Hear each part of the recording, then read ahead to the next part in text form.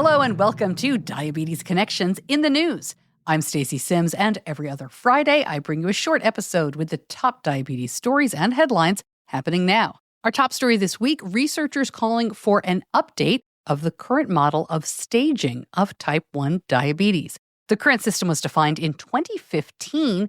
In stage 1 of the disease, a patient does not yet have elevated blood sugar, but does have 2 or more of the autoantibodies. Stage 2, blood sugar begins to rise. Stage 3 adds more classic symptoms of the disease, frequent urination, weight loss, and fatigue.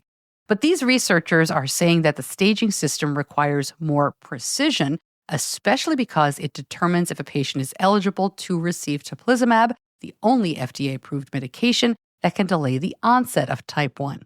The current system does not include the patient's age or additional metabolic measures, and these researchers say those are important to consider. A product called InsuJet gets approval in Canada. This is made by New Gen Medical Devices, and InsuJet is a needle-free injection system. It's already approved for sale in 42 countries, not yet the U.S. The website says InsuJet's jet-injected fluid penetrates the skin through a small orifice of a special nozzle, creating a thin, high-pressure stream. They say the insulin is then deposited into the subcutaneous tissue where it is easily absorbed and acts faster. New studies saying individuals diagnosed with type 2 before the age of 50 may be at a higher risk of developing dementia later in life. These researchers say the risk is notably greater among adults with obesity. Now, type 2 is a known risk factor for dementia, although the underlying mechanisms are not fully understood. They think some of the hallmarks of diabetes, high blood sugar, inflammation, may encourage the development of dementia in the brain. These researchers say the greater understanding of the connection between diabetes onset, obesity, and dementia may help inform better targeted interventions.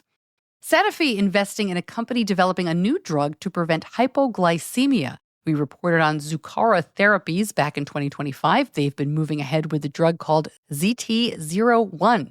The idea here is to prevent low blood sugar by fixing how the body normally fights it. In people without diabetes, glucagon is released to raise blood sugar when it gets too low. But for people with insulin-dependent diabetes like type 1, this process doesn't really work well because another hormone, SST, blocks the glucagon from being released. The ZT01 works by blocking the effects of that SST hormone and allows the body to release more glucagon when it's needed.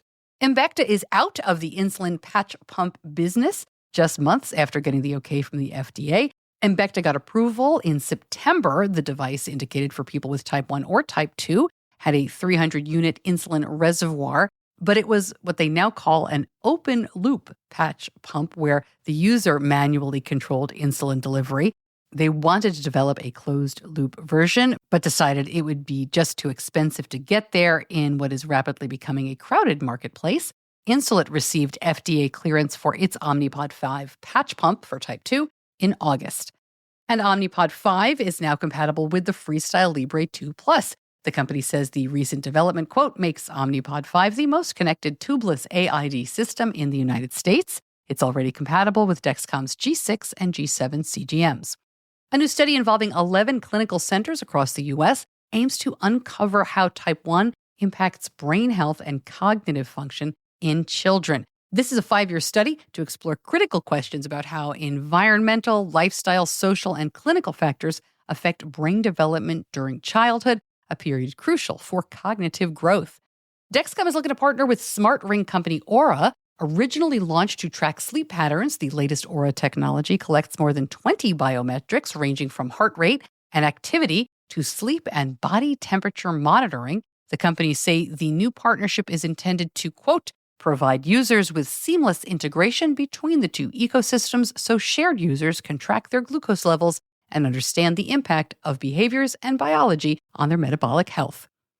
Taking high doses of vitamin D won't lower an older person's odds for type 2 diabetes. New research followed data from other studies that had suggested people with especially low levels of vitamin D might face a higher risk for diabetes. This was true for people who were already pre-diabetic. To follow up, researchers in Finland randomly assigned 2,300 people aged 60 or older to receive either a placebo or up to 80 micrograms of vitamin D per day for 5 years. At the end of the study, no significant differences in the rate at which people developed type 2 diabetes. They also saw no benefit on blood sugar or insulin levels or on weight.